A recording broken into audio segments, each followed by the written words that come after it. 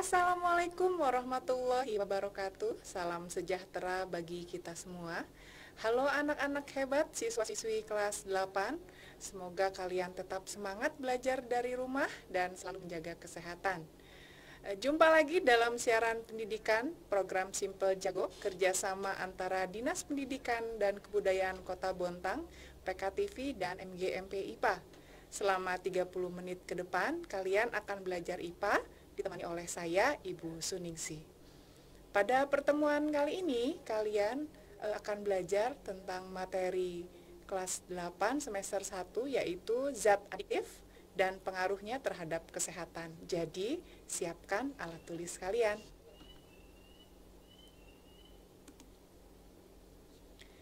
Tujuan pembelajaran kali ini adalah peserta didik dapat menjelaskan jenis-jenis zat adiktif. Yang kedua, peserta didik dapat menjelaskan pengaruh zat adiktif terhadap kesehatan. Adakah di antara kalian yang suka minum kopi? Kalau kalian biasa minum kopi, maka ada saat di mana jika kalian tidak minum kopi, kalian akan merasa seperti ada yang kurang dalam hari-hari kalian. Itulah yang disebut dengan adiksi atau addicted.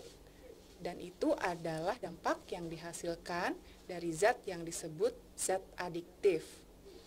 Kafein yang terkandung di dalam kopi akan mempengaruhi kerja tubuh kalian.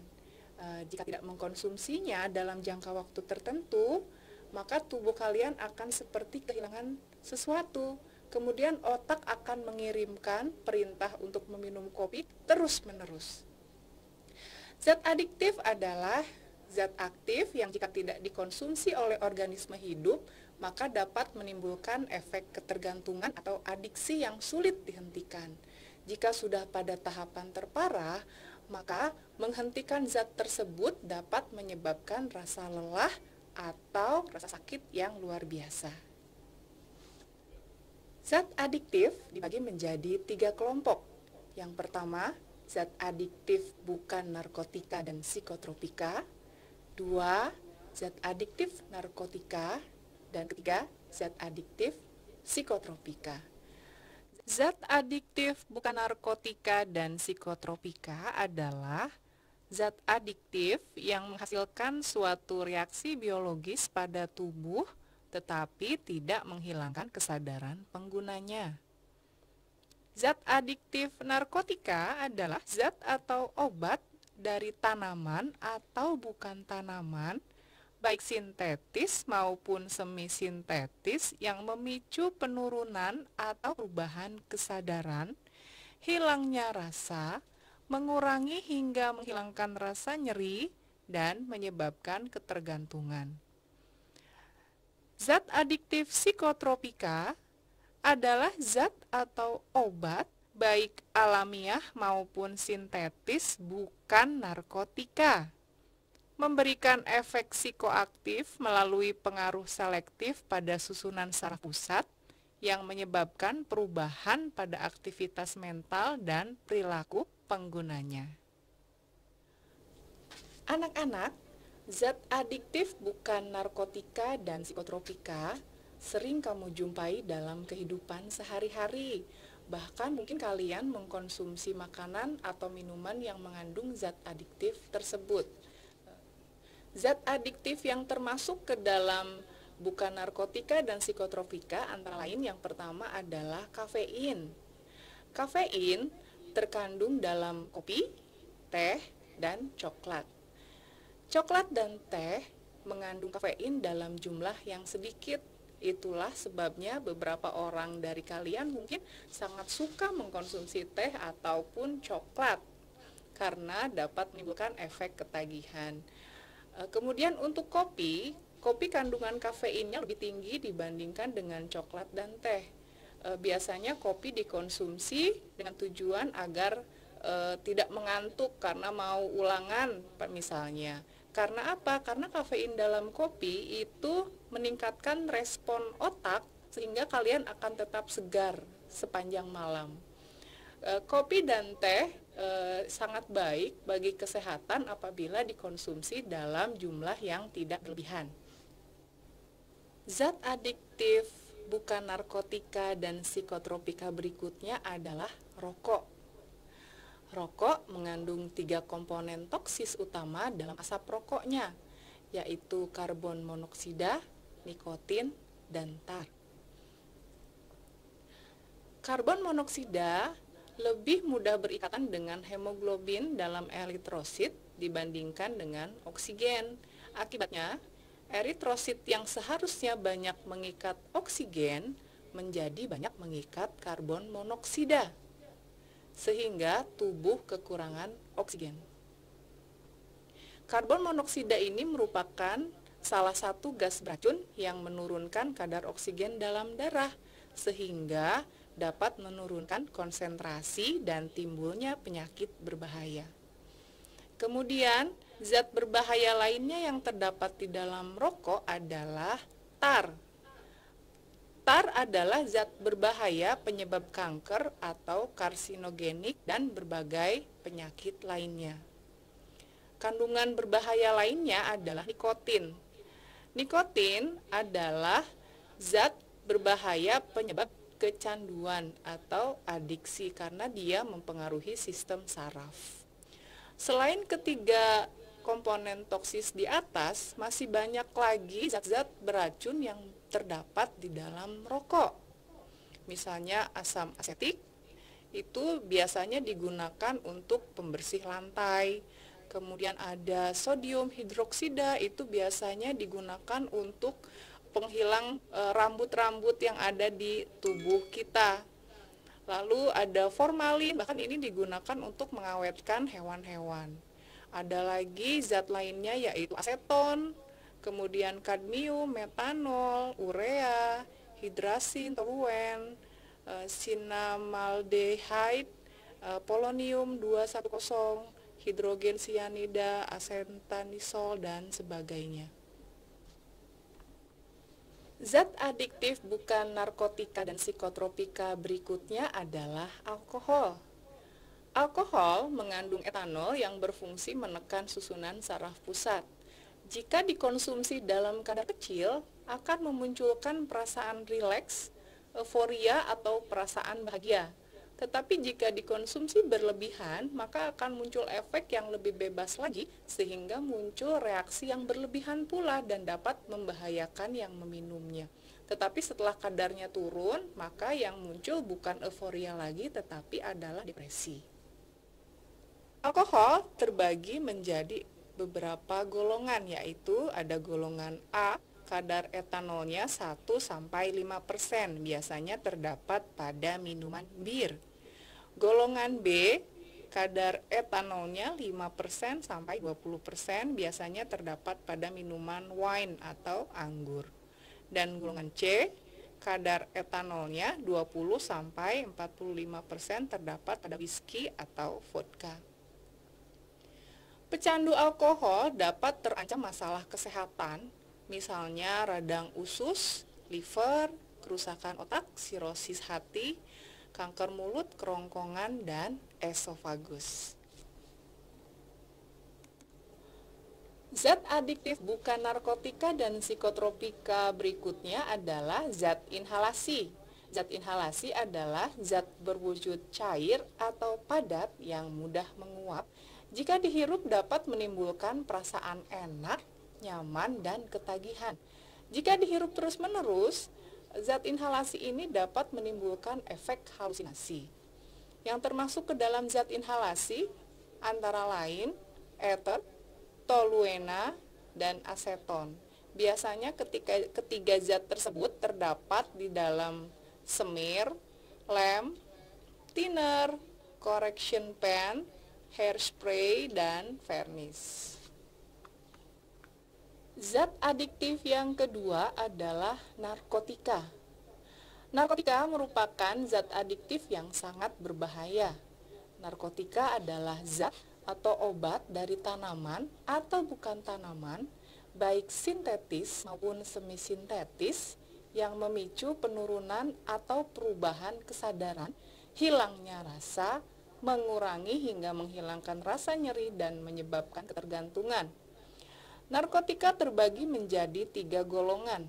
Golongan 1 itu biasanya digunakan hanya untuk pengembangan ilmu pengetahuan dan tidak digunakan dalam terapi.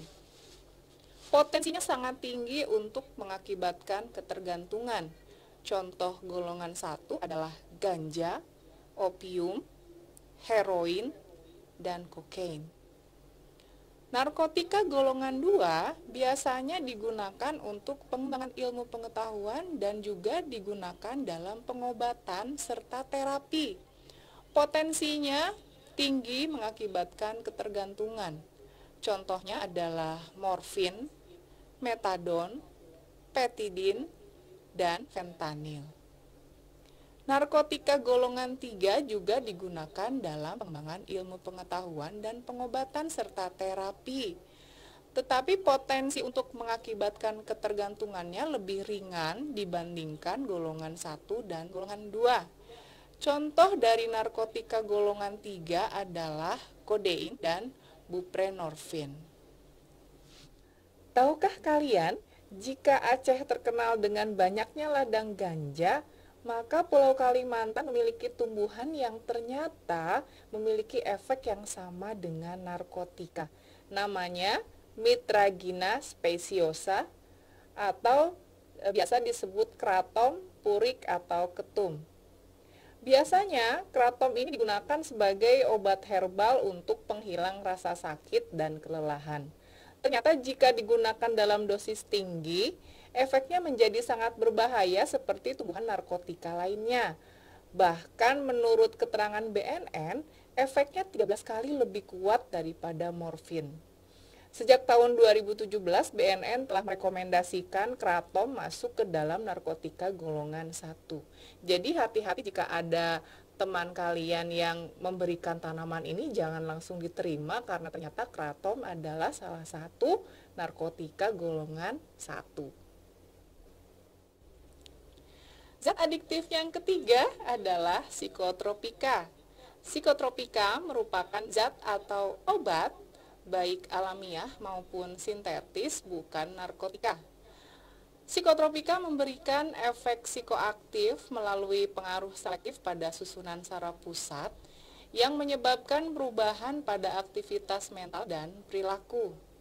Psikotropika dapat menurunkan aktivitas otak, merangsang susunan saraf pusat dan menimbulkan kelainan perilaku disertai halusinasi dan gangguan cara berpikir serta perubahan alam perasaan. Penggunaannya dapat menyebabkan ketergantungan tentu saja, apabila digunakan berlebihan juga dapat menyebabkan kematian. Psikotropika terbagi menjadi 4 golongan. Yang pertama, golongan 1 itu tidak digunakan dalam pengobatan, hanya digunakan sebagai pengetahuan saja. Risiko kecanduannya sangat tinggi. Contohnya LSD, dom, dan ekstasi. Golongan 2 dimanfaatkan untuk pengobatan, tentu saja harus dengan resep dokter. Risiko kecanduannya tinggi. Contohnya amfetamin, metamfetamin, dan fenetilin. Golongan 3 juga dimanfaatkan untuk pengobatan dan harus dengan resep dokter. Resiko kecanduannya cenderung sedang, contohnya mogadon dan buprenorfina. Golongan 4 digunakan untuk pengobatan juga, tentu saja dengan resep dokter. Resiko kecanduannya lebih kecil dibandingkan dengan golongan 2 dan 3, contohnya Lexotan, pil koplo, dan diazepam. Sudah banyak orang yang terjerat pengaruh buruk narkotika, psikotropika, dan obat-obat terlarang yang biasa kita sebut narkoba. Narkoba sudah menyentuh setiap lapisan masyarakat, baik miskin, kaya, pegawai kantor, pengangguran, artis, dan bahkan pelajar. Banyak sekali anak-anak usia sekolah yang terjerat pengaruh negatif narkoba sehingga masa depan mereka hancur. Mungkin saja awalnya hanya coba-coba atau ingin melarikan diri dari masalah yang sedang dihadapi. Tetapi lama-kelamaan narkoba itu mulai merusak tubuh dan pikirannya. Dampak negatif dari penyalahgunaan narkotika dan psikotropika terbagi menjadi beberapa golongan. Yang pertama, bagi narkotika dan psikotropika golongan depresan, bisa merusak organ tubuh yang penting, contohnya jantung, hati, bahkan otak. Kemudian bisa menimbulkan rasa sakit, kejang, dan depresi. Ketergantungan secara fisik dan mental, melemahkan sistem saraf, dan bahkan jika overdosis dapat menyebabkan kematian. Narkoba golongan stimulan, dampak negatifnya bisa menaikkan tekanan darah, merusak sel-sel saraf, denyut nadi menjadi tidak beraturan, dan kadang bisa berubah menjadi paranoid, dan apabila overdosis juga dapat menyebabkan kematian. Kemudian untuk golongan halusinogen, narkoba bisa merusak ginjal dan sel-sel saraf, mempengaruhi daya ingat dan konsentrasi, serta menyebabkan kebingungan dan kegilaan atau skizofrenia.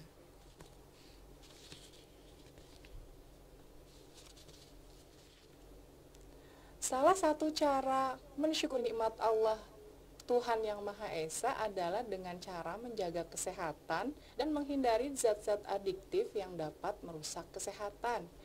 Jika misalnya kalian sedang menghadapi masalah yang berat, konsultasi kepada orang tua, guru, atau teman yang kalian percaya. Langkah terbaik adalah berdoa, mohon petunjuk kepada Tuhan Yang Maha Esa agar masalah kalian bisa selesai. Jangan pernah menyelesaikan masalah dengan narkoba, karena itu tidak akan menyelesaikan masalah, malah hanya menambah masalah baru. Wujud peran aktif kalian dalam pemberantasan narkoba adalah dengan cara pertama, tidak terlibat dalam jaringan peredaran narkoba baik langsung maupun tidak langsung. Kemudian, apabila ada teman yang mengajak atau orang baru yang dikenal menawarkan narkoba, jangan mau meskipun diberikan secara gratis. Lalu apabila kalian mengetahui ada sindikat narkoba di lingkungan kalian, segera beritahukan kepada pihak berwajib. Lalu sibukkan diri kalian dengan kegiatan positif, kuatkan iman dan takwa dengan cara mendekatkan diri kepada Tuhan Yang Maha Esa, lalu menjaga hubungan baik dengan keluarga, terutama orang tua. Lembaga yang bertugas di bidang pencegahan, pemberantasan, penyalahgunaan, dan peredaran gelap narkoba dan bahan adiktif lainnya, kecuali tembakau dan alkohol, adalah BNN atau Badan Narkotika Nasional. Selain bertugas memberantas narkoba, BNN juga memiliki program pencegahan dan pemberdayaan masyarakat, antara lain Desa Bersih Narkoba atau disingkat Bersinar, Relawan Anti Narkoba, Ketahanan Keluarga, Siparel atau Sistem Pelaporan Relawan, Rumah Edukasi Anti Narkoba, Toko Daring Stop Narkoba, dan masih banyak program lainnya. Kalian tahu di mana kantor BNN Kota Bontang? BNN Kota Bontang beralamat di Jalan Patimura, Kelurahan Api-Api, Bontang Utara. Salah satu cara untuk membantu pecandu narkoba agar pulih dari ketergantungan terhadap narkoba dan mengembalikan keberfungsian sosial mereka di masyarakat adalah dengan rehabilitasi. Tahapan rehabilitasi yaitu pertama, tahapan medis, biasanya diberikan resep obat tertentu untuk detoksifikasi. Yang kedua, non medis, itu dilakukan di tempat rehabilitasi, salah satunya dengan pendekatan keagamaan. Kemudian tahapan rehabilitasi berikutnya adalah dengan komunitas. Biasanya untuk beraktivitas membiasakan diri ke kehidupan sehari-hari. Dan terakhir, re-entry itu biasanya terapi vokasional atau diberikan keterampilan sesuai dengan minat untuk mengembalikan kepercayaan diri. Bagaimana cara agar pecandu narkoba tersebut dapat direhabilitasi? Berikut videonya.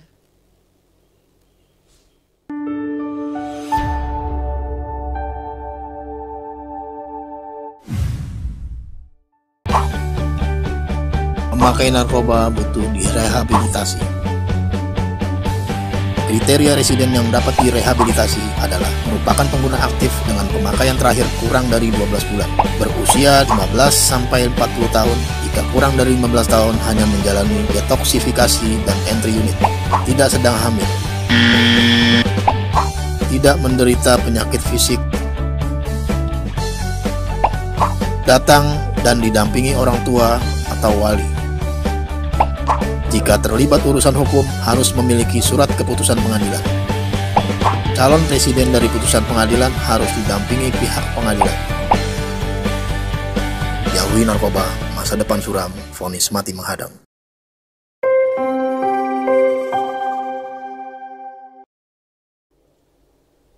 Demikianlah materi zat adiktif hari ini. Kalian dapat menguji kemampuan pemahaman kalian tentang materi zat adiktif dengan mengerjakan soal-soal yang terdapat di dalam LKS Simple Jago halaman 216 sampai 217. Terima kasih sudah menyimak materi zat adiktif hari ini. Semoga ilmu yang Ibu berikan hari ini bermanfaat. Dan jangan lupa 3M, selalu menggunakan masker ketika kalian sedang berada di luar ruangan. Sering-seringlah kalian mencuci tangan dengan menggunakan sabun atau kalian bisa menggunakan hand sanitizer, dan selalu menjaga jarak ketika kalian sedang berhadapan dengan orang lain. Dan tidak lupa selalu berdoa kepada Allah Tuhan Yang Maha Esa, semoga pandemi ini segera berakhir sehingga kita semua bisa belajar di sekolah. Terima kasih, selamat berakhir pekan. Wassalamualaikum warahmatullahi wabarakatuh.